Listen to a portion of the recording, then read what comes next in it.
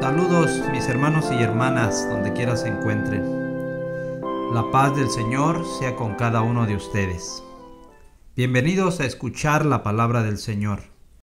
En nuestra sección titulada Lecciones prácticas de la Biblia para obtener éxito en nuestra vida espiritual.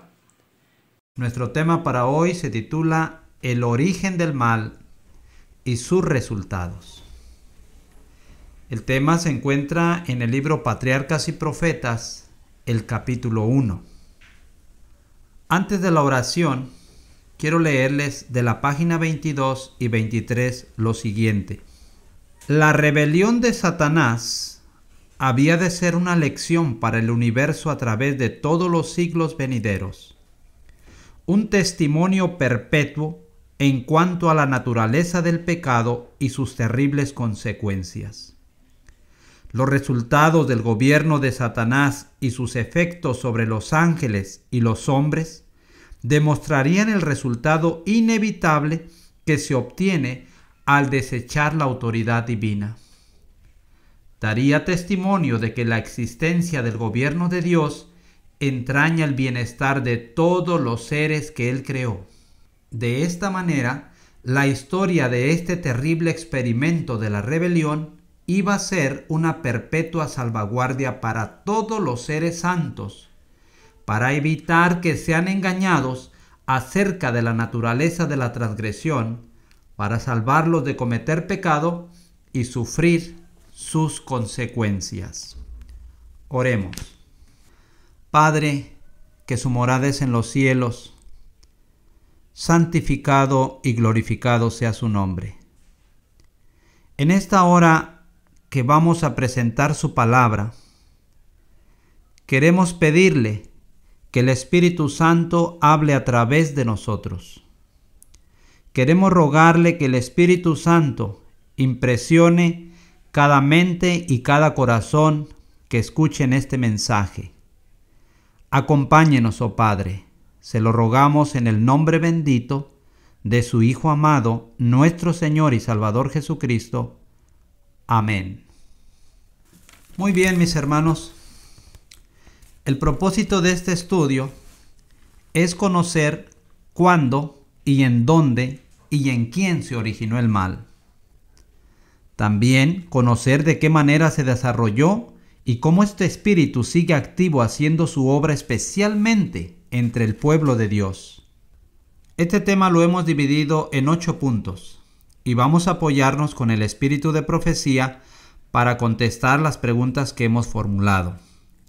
El primer punto es conocer cuál fue la razón por la cual el mal comenzó su obra en el corazón de este ángel prominente. Para obtener la respuesta a esta pregunta, vamos a conocer algunas cosas muy importantes respecto a la relación de Dios y su Hijo, y también acerca de su carácter. Vamos al espíritu de profecía y vamos a leer en la página 13 y página 14. Dice: Dios es amor, su naturaleza y su ley son amor. Lo han sido siempre y lo serán para siempre. El alto y sublime, el que habita la eternidad, cuyos caminos son eternos, no cambia. En él no hay mudanza ni sombra de variación. Cada manifestación del poder creador es una expresión del amor infinito. La soberanía de Dios encierra plenitud de bendiciones para todos los seres creados.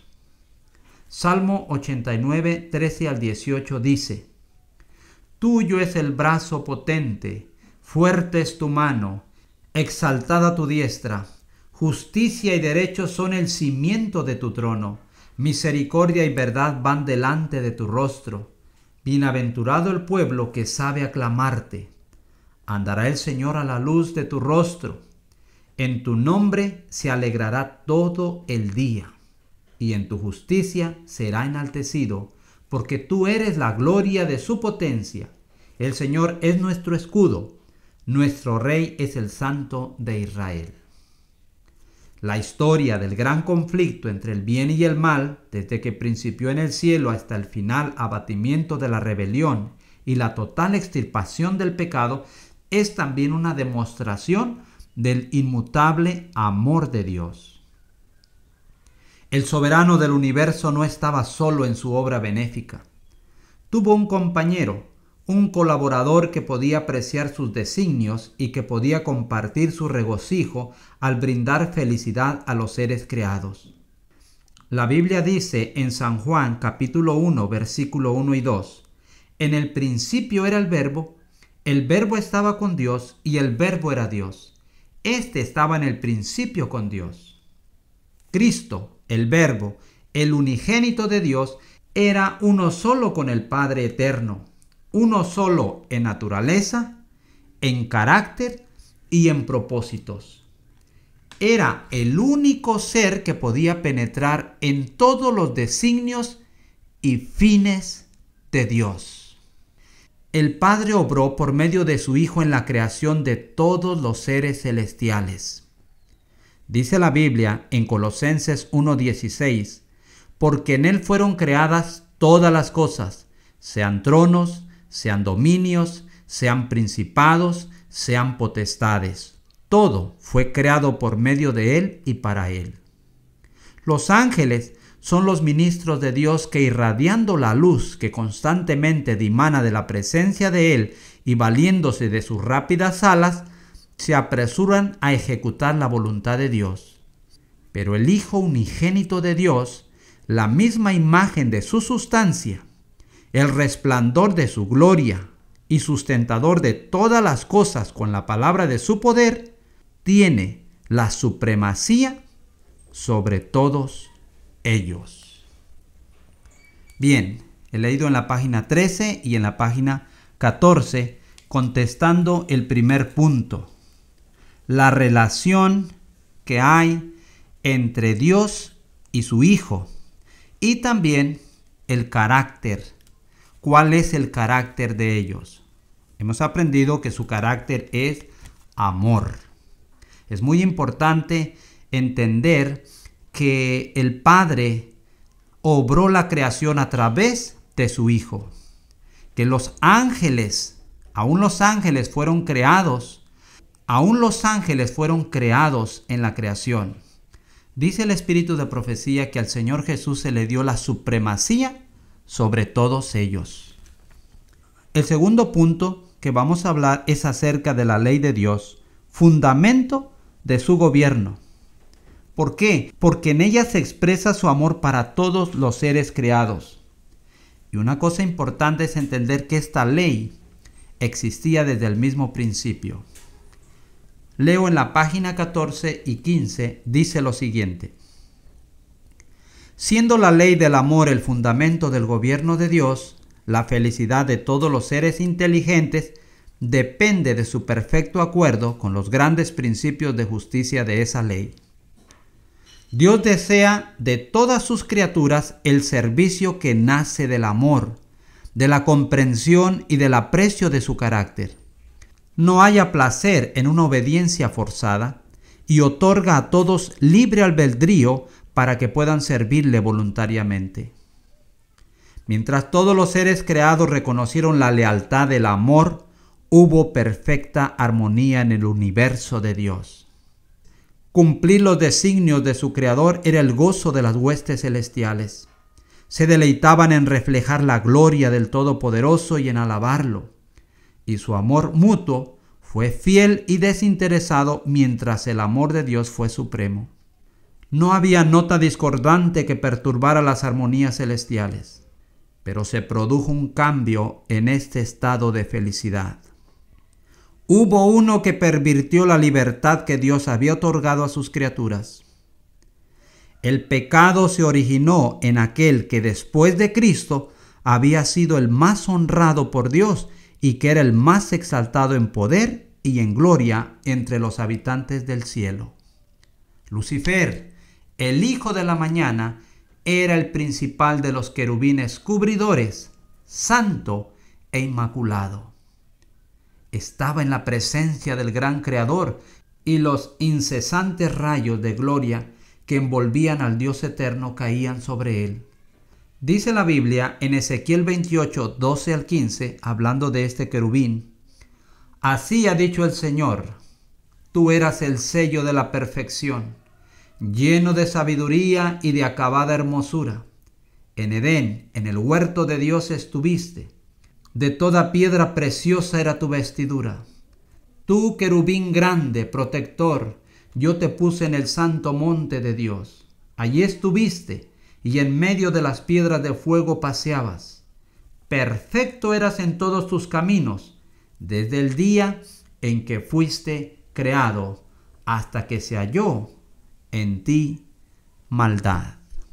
Muy bien, hermanos, en estos párrafos que ya hemos leído, pues nos da una idea clara el propósito por el cual Dios había establecido su ley, la ley del amor, para regir la creación. Y ya entendimos a través de estos párrafos la manera como se originó el mal y en quién. Ahora el punto número 3, mis hermanos. Vamos a ver que el origen del orgullo, la codicia, la envidia, el descontento, tuvieron su origen en este querubín protector. Vamos a leerlo aquí de la página 15 a la página 16. Dice así el espíritu de profecía.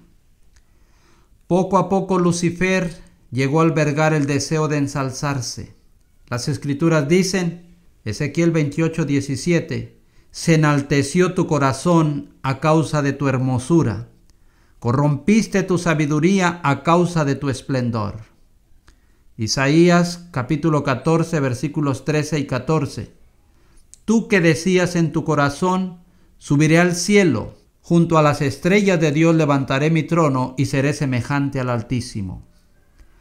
Aunque toda su gloria procedía de Dios, este poderoso ángel llegó a considerarla como perteneciente a sí mismo. Descontento con el puesto que ocupaba, a pesar de ser el ángel que recibía más honores entre las huestes celestiales, se aventuró a codiciar el homenaje que solo debe darse al Creador. En vez de procurar ensalzamiento de Dios como supremo en el afecto y la lealtad de todos los seres creados, trató de obtener para sí mismo el servicio y la lealtad de ellos. Y codiciando la gloria en que el Padre Infinito había investido a su Hijo, este príncipe de los ángeles aspiraba el poder que únicamente pertenecía a Cristo. Ahora la perfecta armonía del cielo estaba quebrantada. La disposición de Lucifer de servirse a sí mismo en vez de servir a su Creador despertó un sentimiento de honda aprensión cuando fue observada por quienes consideraban que la gloria de Dios había de ser suprema. Reunidos en concilio celestial, los ángeles rogaron a Lucifer que desistiera de su intento. El Hijo de Dios presentó ante él la grandeza, la bondad y la justicia del Creador y también la naturaleza sagrada e inmutable de su ley. Dios mismo había establecido el orden del cielo y al separarse de él, Lucifer deshonraría a su Creador y acarrearía la ruina sobre sí mismo. Pero la amonestación hecha con misericordia y amor infinitos solamente despertó un espíritu de resistencia. Lucifer permitió que su envidia hacia Cristo prevaleciera y se afirmó más su rebelión. El propósito de este príncipe de los ángeles fue disputar la supremacía del Hijo de Dios y así poner en tela de juicio la sabiduría y el amor del Creador. Para lograr este fin, estaba por consagrar las energías de aquella mente maestra, la cual después de la de Cristo era la principal entre la hueste de Dios, pero aquel que quiso que sus criaturas tuviesen libre albedrío, no dejó a ninguna de ellas inadvertida en cuanto a los sofismas perturbadores con los cuales la rebelión procuraría justificarse. Antes de que la gran controversia iniciara, debía presentarse claramente a todos la voluntad de aquel cuya sabiduría y bondad eran la fuente de todo su regocijo. Por la lectura de estos párrafos, hermanos, podemos ver el origen de estos grandes males y cómo hasta hoy en día siguen haciendo su obra destructora entre el pueblo de Dios. El próximo punto es: ¿por qué el Señor Jesús debía tener supremacía sobre toda la creación y recibir adoración? Este punto, hermanos, lo pudiéramos ya contestar con las lecturas que hemos tenido. ¿Por qué es que el Señor Jesús debería recibir toda la honra y la gloria? Porque Él es el creador de todo, aún de los ángeles. Quiero leer 3 párrafos del Espíritu de Profecía que se encuentran en la página 16 y la página 17, para que no quede duda alguna. ¿Por qué? Porque estas preguntas se siguen haciendo hasta ahora. Pero dice así el Espíritu de Profecía: el Rey del universo convocó a las huestes celestiales a comparecer ante Él, a fin de que en su presencia Él pudiese manifestar cuál era el verdadero lugar que ocupaba su Hijo y dar a conocer cuál era la relación que Él tenía con todos los seres creados. El Hijo de Dios compartió el trono del Padre, y la gloria del Ser eterno que existía por sí mismo cubrió a ambos. Alrededor del trono se congregaron los santos ángeles, una vasta e innumerable muchedumbre, millones de millones, y los ángeles más elevados, como ministros y súbditos, se regocijaron en la luz que de la presencia de la deidad caía sobre ellos. Ante los habitantes del cielo reunidos, el Rey declaró que ninguno, excepto Cristo, el Hijo unigénito de Dios, podía penetrar en la plenitud de sus designios, y que a éste le estaba encomendada la ejecución de los grandes propósitos de su voluntad. El Hijo de Dios había ejecutado la voluntad del Padre en la creación de todas las huestes del cielo, y a Él, así como a Dios, debían ellas tributar homenaje y lealtad. Cristo había de ejercer aún el poder divino en la creación de la tierra y sus habitantes. Pero en todo esto no buscaría poder o ensalzamiento para sí mismo en contra del plan de Dios, sino que exaltaría la gloria del Padre y ejecutaría sus fines de beneficencia y amor. Los ángeles reconocieron con mucho gozo la supremacía de Cristo y postrándose ante Él le rindieron su amor y adoración. Lucifer se postró con ellos, pero en su corazón se libraba un extraño y feroz conflicto. La verdad, la justicia y la lealtad luchaban contra los celos y la envidia. La influencia de los santos ángeles pareció por algún tiempo arrastrarlo con ellos, mientras en melodiosos acentos se elevaban himnos de alabanza, cantados por miles de alegres voces. El espíritu del mal parecía vencido. Indecible amor conmovía su ser entero. Al igual que los inmaculados adoradores, su alma se llenó de amor hacia el Padre y el Hijo, pero luego se llenó de orgullo de su propia gloria. Volvió a su deseo de supremacía y nuevamente dio cabida a su envidia hacia Cristo. Los altos honores conferidos a Lucifer no fueron justipreciados como dádiva especial de Dios y por lo tanto no produjeron gratitud alguna hacia su Creador. Se jactaba de su esplendor y elevado puesto y aspiraba a ser igual a Dios. La hueste celestial lo amaba y reverenciaba. Los ángeles se deleitaban en cumplir sus órdenes y estaba dotado de más sabiduría y gloria que todos ellos. Sin embargo, el Hijo de Dios ocupaba una posición más exaltada que él. Era igual al Padre en poder y autoridad. Él compartía los designios del Padre, mientras que Lucifer no participaba en los concilios de Dios. ¿Por qué, se preguntaba el poderoso ángel, debe Cristo tener la supremacía? ¿Por qué se le honra más que a mí? Sorprendente la lectura de estos párrafos, hermanos, pero queda muy claro el por qué se le debe honra, gloria, alabanza, adoración al Hijo, porque el Padre a través de Él creó todas las cosas. El siguiente punto, hermanos, a analizar es cuáles fueron los engaños que usó Lucifer para confundir a los ángeles. Voy a leer de la página 17 a la página 18. Dice: abandonando su lugar en la inmediata presencia del Padre, Lucifer salió a difundir el espíritu de descontento entre los ángeles. Trabajó con misteriosa reserva y por algún tiempo ocultó sus verdaderos propósitos bajo una aparente reverencia hacia Dios.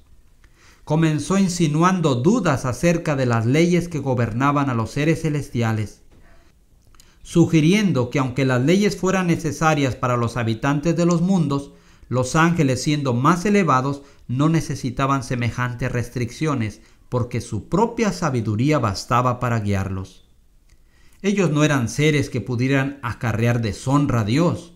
Todos sus pensamientos eran santos, y errar era tan imposible para ellos como para el mismo Dios. La exaltación del Hijo de Dios como igual al Padre fue presentada como una injusticia cometida contra Lucifer, quien, según se alegaba, tenía también derecho a recibir reverencia y honra. Si este príncipe de los ángeles pudiera alcanzar su verdadera y elevada posición, ello redundaría en grandes beneficios para toda la hueste celestial, pues su objeto era asegurar la libertad de todos. Pero ahora, aún la libertad que había gozado hasta ese entonces concluía, pues se les había nombrado un gobernante absoluto, y todos ellos tenían que prestar obediencia a su autoridad. Estos fueron los sutiles engaños que por medio de las astucias de Lucifer cundía rápidamente por los atrios celestiales. No se había efectuado cambio alguno en la posición o en la autoridad de Cristo. La envidia de Lucifer, sus tergiversaciones y sus pretensiones de igualdad con Cristo habían hecho absolutamente necesaria una declaración categórica acerca de la verdadera posición que ocupaba el Hijo de Dios. Pero esta había sido la misma desde el principio. Sin embargo, las argucias de Lucifer confundieron a muchos ángeles. Valiéndose de la amorosa y leal confianza depositada en él por los seres celestiales que estaban bajo sus órdenes, había inculcado tan insidiosamente en sus mentes su propia desconfianza y descontento que su influencia no se discernía. Lucifer había presentado con engaño los designios de Dios, interpretándolos torcida y erróneamente, a fin de producir disensión y descontento. Con astucia inducía a sus oyentes a que expresaran sus sentimientos. Luego, cuando así convenía a sus intereses, repetía esas declaraciones en prueba de que los ángeles no estaban del todo en armonía con el gobierno de Dios. Mientras aseveraba tener perfecta lealtad hacia Dios, insistía en que era necesario que se hicieran cambios en el orden y las leyes del cielo para asegurar la estabilidad del gobierno divino. Así, mientras trabajaba para despertar oposición a la ley de Dios y por inculcar su propio descontento en la mente de los ángeles que estaban bajo sus órdenes, hacía alarde de querer eliminar el descontento y reconciliar a los ángeles desconformes con el orden del cielo. Mientras fomentaba secretamente el descontento y la rebelión, con pericia consumada aparentaba que su único fin era promover la lealtad y preservar la armonía y la paz. Lo que hoy nosotros vemos que ocurre entre el pueblo de Dios no es nada nuevo. Estamos aprendiendo hoy dónde y con quién tuvo su origen. El punto que sigue, hermanos, es mostrar a través de la inspiración que se hicieron esfuerzos sobremaneramente grandes para hacerlo retroceder a Lucifer y sus seguidores del camino que habían tomado. Y para esto voy a leer en la página 18 y la página 19. Dice: el espíritu de descontento se había encendido y hacía su funesta obra. Aunque no había rebelión abierta, el desacuerdo aumentaba imperceptiblemente entre los ángeles. Algunos recibían favorablemente las insinuaciones de Lucifer contra el gobierno de Dios. Aunque previamente había estado en perfecta armonía con el orden que Dios había establecido, estaban ahora descontentos y se sentían desdichados porque no podían penetrar los inescrutables designios de Dios. Les desagradaba la idea de exaltar a Cristo. Estaban listos para respaldar la demanda de Lucifer de que él tuviera igual autoridad que el Hijo de Dios. Pero los ángeles, que permanecieron leales y fieles, apoyaron la sabiduría y la justicia del decreto divino. Y así trataron de reconciliar al descontento Lucifer con la voluntad de Dios. Cristo era el Hijo de Dios. Había sido uno con el Padre antes que los ángeles fueran creados. Siempre estuvo a la diestra del Padre. Su supremacía, tan llena de bendiciones para todos aquellos que estaban bajo su benigno dominio, no había sido hasta entonces disputada. La armonía que reinaba en el cielo nunca había sido interrumpida. ¿Por qué debía haber ahora discordia? Los ángeles leales podían ver solamente terribles consecuencias como resultado de esta disensión y con fervientes súplicas aconsejaron a los descontentos a renunciar de su propósito y a mostrarse leales a Dios mediante la fidelidad a su gobierno.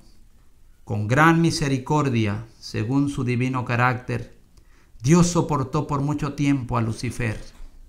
El espíritu de descontento y desafecto no se había conocido antes en el cielo. Era un elemento nuevo y extraño, misterioso e inexplicable. Lucifer mismo al principio no entendía la verdadera naturaleza de sus sentimientos. Durante algún tiempo había temido dar expresión a los pensamientos y a las imaginaciones de su mente. Sin embargo, no lo desechó. No veía el alcance de su extravío. Para convencerlo de su error, se hizo cuanto esfuerzo podía seguir la sabiduría y el amor infinitos. Se le probó que su desafecto no tenía razón de ser y se le hizo saber cuál sería el resultado si persistía en su rebeldía. Lucifer quedó convencido de que se hallaba en el error. Vio que justo es el Señor en todos sus caminos y misericordioso en todas sus obras, que los estatutos divinos son justos y que debía reconocerlos como tales ante todo el cielo. De haberlo hecho, podría haberse salvado a sí mismo y a muchos ángeles. Todavía no había desechado completamente la lealtad a Dios. Aunque había abandonado su puesto de querubín protector, si hubiera querido volver a Dios, reconociendo la sabiduría del Creador y conformándose con ocupar el lugar que le asignó el gran plan de Dios, habría sido restablecido en su puesto.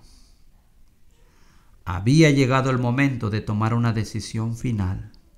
Él debía someterse completamente a la divina soberanía o colocarse en abierta rebelión. Casi decidió volver sobre sus pasos, pero el orgullo no se lo permitió.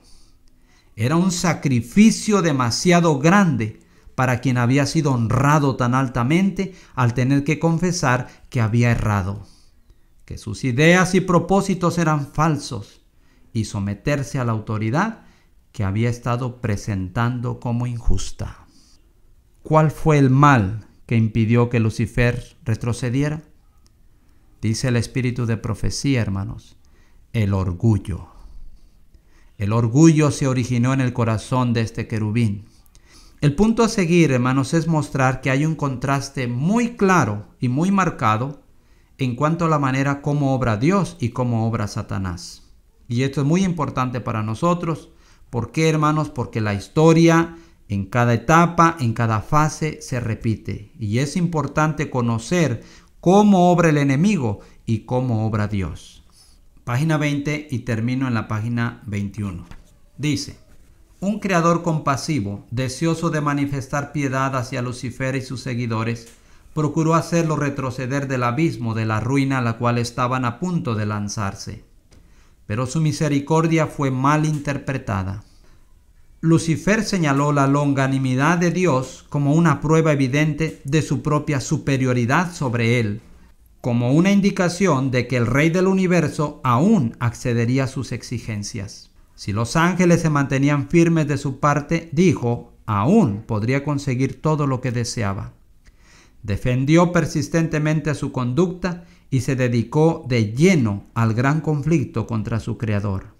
Así fue como Lucifer, el portaluz, el que compartía la gloria de Dios, el ministro de su trono, mediante la transgresión, se convirtió en Satanás, el adversario de Dios y de los seres santos, y el destructor de aquellos que el Señor había encomendado a su dirección y cuidado.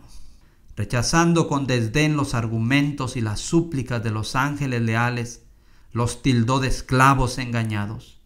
Declaró que la preferencia otorgada a Cristo era un acto de injusticia tanto hacia él como hacia toda la hueste celestial, y anunció que desde ese entonces no se sometería a esa violación de los derechos de sus asociados y de los suyos propios. Nunca más reconocería la supremacía de Cristo. Decidió reclamar el honor que se le debió haber otorgado y asumir la dirección de cuantos quisieran seguirle, y prometió a quienes entraran en sus filas un gobierno nuevo y mejor, bajo el cual todos gozarían de libertad. Gran número de ángeles manifestó su decisión de aceptarlo como su caudillo. Engreído por el favor que recibieran sus designios, alentó la esperanza de atraer a su lado a todos los ángeles para hacerse igual a Dios mismo y ser obedecido por la hueste celestial. Los ángeles leales volvieron a instar a Satanás y a sus simpatizantes a someterse a Dios. Les presentaron el resultado inevitable en caso de rehusarse. El que los había creado podía vencerlos y castigar severamente su rebelde osadía. Ningún ángel podía oponerse con éxito a la ley divina, tan sagrada como Dios mismo. Advirtieron y aconsejaron a todos que hicieran oídos sordos a los razonamientos engañosos de Lucifer, e instaron a él y a sus secuaces a buscar la presencia de Dios sin demora alguna, y a confesar el error de haber puesto en tela de juicio la sabiduría y la autoridad divina. Muchos estaban dispuestos a prestar atención a este consejo, a arrepentirse de su desafecto y a pedir que se les admitiera en el favor del Padre y del Hijo. Pero Lucifer tenía otro engaño preparado. El poderoso rebelde declaró entonces que los ángeles que se le habían unido habían ido demasiado lejos para retroceder, que él estaba bien enterado de la ley divina y que sabía que Dios no los perdonaría. Declaró que todos aquellos que se sometieran a la autoridad del cielo serían despojados de su honra y degradados. En cuanto a él se refería, estaba dispuesto a no reconocer nunca más la autoridad de Cristo. Manifestó que la única salida que le quedaba a él y a sus seguidores era declarar su libertad y obtener por medio de la fuerza los derechos que no se le quiso otorgar de buen grado. En lo que concernía a Satanás mismo, era cierto que ya había ido demasiado lejos en su rebelión para retroceder. Pero no ocurría lo mismo con aquellos que habían sido cegados por sus engaños. Para ellos el consejo y las súplicas de los ángeles leales abrían una puerta de esperanza, y si hubieran atendido la advertencia, podrían haber escapado del lazo de Satanás. Pero permitieron que el orgullo, el amor a su jefe y el deseo de libertad ilimitada los dominase por completo, y los ruegos de amor y la misericordia divina fueron finalmente rechazados. Ahora nos hacemos la siguiente pregunta. Casi todos nos hacemos esta pregunta. ¿Por qué Dios permitió que se formara esta rebelión y llegara hasta donde llegó? ¿Por qué no la cortó enseguida? Vamos a leerlo aquí en la página 21 y la página 22. Dice: Dios permitió que Satanás continuara con su obra hasta que el espíritu de desafecto se transformó en una activa rebelión. Era necesario que sus planes se desarrollaran en toda su plenitud para que su verdadera naturaleza y tendencia fueran vistas por todos. Como querubín ungido, Lucifer había sido altamente exaltado, era muy amado por los seres celestiales y su influencia sobre ellos era poderosa. El gobierno de Dios incluía no solo a los habitantes del cielo, sino también los de todos los mundos que había creado. Y Lucifer llegó a la conclusión de que si pudiera arrastrar a los ángeles celestiales en su rebelión, podría también arrastrar a todos los mundos. Él había presentado su punto de vista astutamente, haciendo uso de sofismas y engaños para lograr sus fines. Su poder para engañar era enorme. Disfrazándose con un manto de mentira, había obtenido una ventaja. Todo cuanto hacía estaba tan revestido de misterio que era muy difícil revelar a los ángeles la verdadera naturaleza de su obra. Hasta que ésta no estuviera plenamente desarrollada, no podría manifestarse cuán mala era, ni su desafecto sería visto como rebelión. Aún los ángeles leales no podían discernir bien su carácter, ni ver a dónde se encaminaba su obra. Al principio Lucifer había encauzado sus tentaciones de tal manera que él mismo no se comprometía. A los ángeles, a quienes no pudo atraer completamente a su lado, los acusó de ser indiferentes a los intereses de los seres celestiales. Acusó a los ángeles leales de estar haciendo precisamente la misma labor que él hacía. Su política era confundirlos con argumentos sutiles sobre los designios de Dios. Cubría de misterio todo lo sencillo y por medio de astuta perversión ponía en duda las declaraciones más claras del Señor. Y su elevada posición, tan íntimamente relacionada con el gobierno divino, daba mayor fuerza a sus pretensiones. Dios podía emplear únicamente aquellos medios que fueran compatibles con la verdad y la justicia. Satanás podía valerse de medios que Dios no podía usar, la lisonja y el engaño. Había procurado falsear la palabra de Dios y había tergiversado el plan del gobierno divino, alegando que el Creador no actuaba con justicia al imponerle leyes a los ángeles, que al exigir sumisión y obediencia de sus criaturas buscaba solamente su propia exaltación. Por lo tanto, era necesario demostrar ante los habitantes del cielo y todos los mundos que el gobierno de Dios es justo y su ley perfecta. Satanás había fingido que procuraba fomentar el bien del universo. El verdadero carácter del usurpador y su verdadero objetivo debían ser comprendidos por todos. Debía darse tiempo suficiente para que se revelara por medio de sus propias obras inicuas. Aun cuando Satanás fue arrojado del cielo, la sabiduría infinita no lo aniquiló, puesto que solo el servicio inspirado por el amor puede ser aceptable para Dios. La lealtad de sus criaturas debe basarse en la convicción de que es justo y misericordioso. Por no estar los habitantes del cielo y de los mundos preparados para entender la naturaleza o las consecuencias del pecado, no podrían haber discernido la justicia de Dios en la destrucción de Satanás. Si se le hubiera suprimido inmediatamente, algunos habrían servido a Dios por temor más bien que por amor. La influencia del engañador no habría sido anulada totalmente, ni se habría extirpado por completo el espíritu de rebelión. Para el bien del universo entero a través de los siglos sin fin, era necesario que Satanás desarrollara más ampliamente sus principios para que todos los seres creados pudiesen reconocer la naturaleza de sus acusaciones contra el gobierno divino y para que la justicia y la misericordia de Dios y la inmutabilidad de su ley quedasen establecidas para siempre. La pregunta es para cada uno de nosotros ahora: ¿cuáles son las lecciones que podemos aprender nosotros en este tiempo acerca de este tema? En primer lugar, mis hermanos, lo que debemos de tener siempre en mente es que Dios es amor. Y su amor se revela en su entera obra de la creación.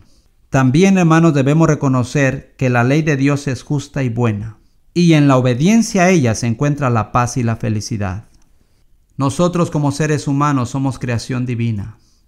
Le debemos honra, gloria, adoración, obediencia, agradecimiento por todo lo que somos y por todo lo que tenemos, porque somos lo que somos solo por su buena voluntad. También, hermanos, otra de las lecciones que podemos sacar de este tema, hermanos, es que debemos de cuidarnos de ser contaminados con el espíritu de Satanás. El descontento, el orgullo, la exaltación, la codicia y la envidia. Recuerden, fueron males que se originaron allá en el principio y que siguen haciendo su obra, siguen haciendo estragos entre el pueblo de Dios. El fin del conflicto entre el bien y el mal se acerca. El enemigo redobla sus esfuerzos con el propósito de engañar y mantener en tinieblas a la humanidad mientras la gracia termina. Despertemos, hermanos y hermanas, antes que sea demasiado tarde. Pronto, muy pronto, cada caso será decidido para la eternidad. Que Dios les bendiga. Amén.